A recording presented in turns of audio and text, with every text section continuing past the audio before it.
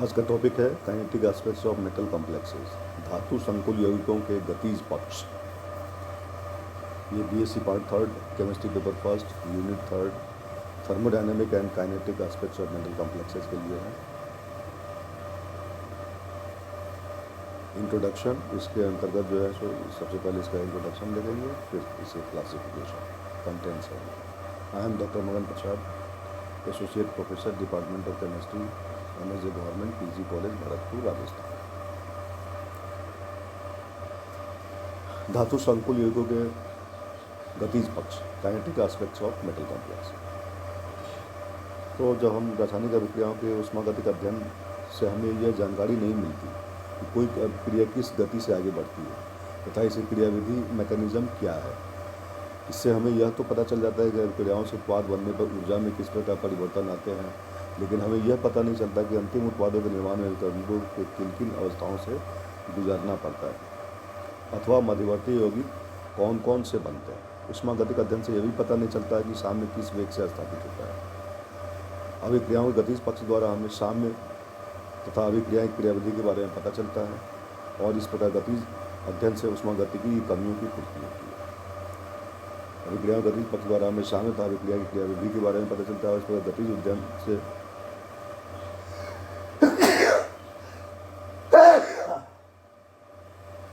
गतिज अध्ययन से ऊष्मागति की कमियों की पूर्ति होती है। एक रासायनिक अभिक्रिया को एक समीकरण से प्रदर्शित करते हैं जिसमें क्रियाकारक व उनसे निर्मित उत्पादों के सूत्र लिखे जाते हैं। एक समीकरण देखने से ऐसा लगता है जैसे क्रियाकारकों से एक पद में ही सीधे उत्पाद का निर्माण हो जाता है तथा उनके मध्य कोई मध्यवर्ती यौगिक नहीं बनता है। यह उसी तरह से है जैसे हम ये कहते हैं कि हम दिल्ली से मुंबई पहुँचे। इस यात्रा को समीकरण दिल्ली टू मुंबई द्वारा प्रदर्शित किया जा सकता है, लेकिन यह वाक्य इस दृष्टि से अपूर्ण है कि इसे दिल्ली मुंबई के बीच स्टेशनों का पता नहीं चलता, अर्थात यात्रा के पथ की जानकारी नहीं मिलती। एक संपूर्ण रासायनिक अभिक्रिया से सभी अणु तथा अणु के उनके सही निर्माण के क्रम में जानकारी अपेक्षित है, चाहे वे कितने भी अस्थायी हों अथवा अंत में उत्पाद के रूप में प्राप्त होते हों या नहीं। किसी रासायनिक अभिक्रिया की सुनिश्चित तथा पूर्ण क्रियाविधि की जानकारी बिरले ही मिल पाती है। यदि अभिक्रिया के पथ विश्लेषण के लिए विभिन्न प्रमाण तथा प्रायोगिक अध्ययन काम में लिए जाते हैं। क्रियाविधि मैकेनिज्म शब्द बतलाता है कोई वस्तु किस प्रकार से कार्य करती है। इस प्रकार किसी अभिक्रिया की क्रियाविधि से यह पता चलता है कि एक रासायनिक अभिक्रिया किस पथ से अग्रसर होगी। वास्तव में अधिकांश अभिक्रियाओं में मध्यवर्ती यौगिक बनते हैं। सिद्धांततः ये अभिक्रियाएं एक से अधिक पथ से अग्रसर हो सकती है। अतः किसी अभिक्रिया की क्रियाविधि से हमारा आशय उस अभिक्रिया में बने मध्यवर्ती यौगिकों की पहचान करना तथा उनकी क्रियाशीलता के विभिन्न पहलुओं की व्याख्या करना होता है। वह अभिक्रिया एक से अधिक पथ से अग्रसर हो सकती है और उसमें मध्यवर्ती यौगिक बनते हैं और ये एक से अधिक पथ से अग्रसर हो सकती है। तो अभिक्रिया क्रियाविधि से हमारा आशय उस क्रिया के बने मध्यवर्ती यौगिकों की पहचान करना तथा उनकी क्रियाशीलता के विभिन्न पहलुओं का अध्ययन करना है या व्याख्या करना है।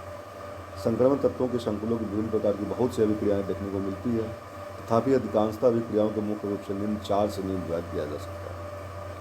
पहला है रेशमीकरण अभिक्रियाएं, रेशमाइजेशन रिएक्शंस। ये वे अभिक्रियाएं जिसमें यौगिकों की संरचनात्मक परिवर्तन के कारण ध्रुवन घूर्णक समावयवों ऑप्टिकली एक्टिव आइसोमर्स के रेशमिक मिक्सचर प्राप्त होते हैं। जिनमें यौगिकों के संरचनात्मक परिवर्तन के कारण ध्रुवन घूर्णक ऑप्टिकली एक्टिव आइसोमर्स के रेशमिक मिक्सचर प्राप्त होते हैं, रेशमिक मिश्रण प्राप्त होता है। अम्ल क्षार अभिक्रियाएं। लुईस परिभाषा के अनुसार इलेक्ट्रॉन ग्राही पदार्थों को अम्ल तथा इलेक्ट्रॉन दाता को क्षार कहते हैं। इस प्रकार का अम्ल क्षार अभिक्रिया को निम्न प्रकार प्रदर्शित किया जा सकता है। A+B, A समीकरण अभिक्रिया।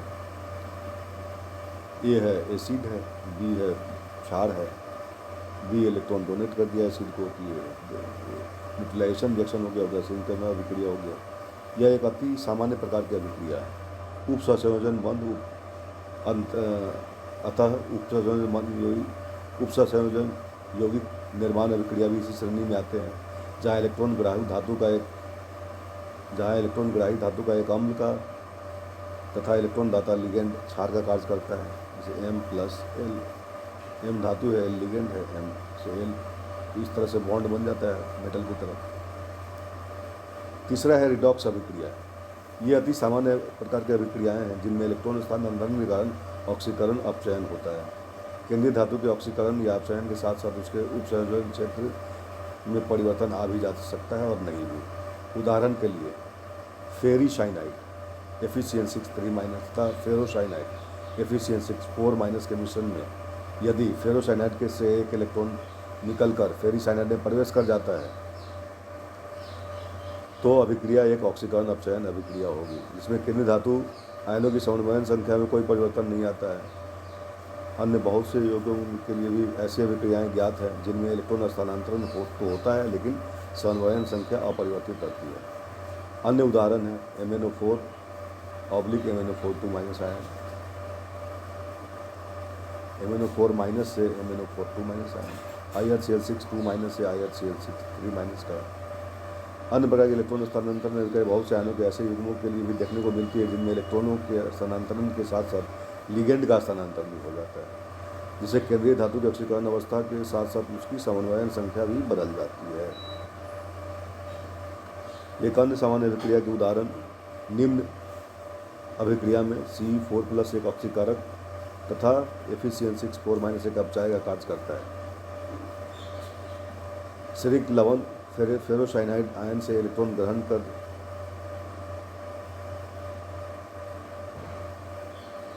शेरस लवणों में Ce4+ आयन Ce3+ आयन में कन्वर्ट हो जाती है। Ce4+ आयन Ce3+ में कन्वर्ट हो जाती है और ये जो है सो रिड्यूस हो जाती है Fe6 4- Fe3-। ये रिड्यूस हो जाता है, ये ऑक्सीडाइज हो जाता है Fe6 4- Fe6 3- में। प्रतिस्थापन अभिक्रिया, ये वे अभिक्रियाएं जिनका यहाँ अधिक विस्तार से वर्णन किया जाएगा, मतलब इस चैप्टर में किया जा रहा है, जिसको कि अभी हम बता भी चुके हैं। प्रतिस्थापन का अर्थ है कि संकुलित किसी भाग के स्थान पर वैसा ही अन्य भाग आ जाए।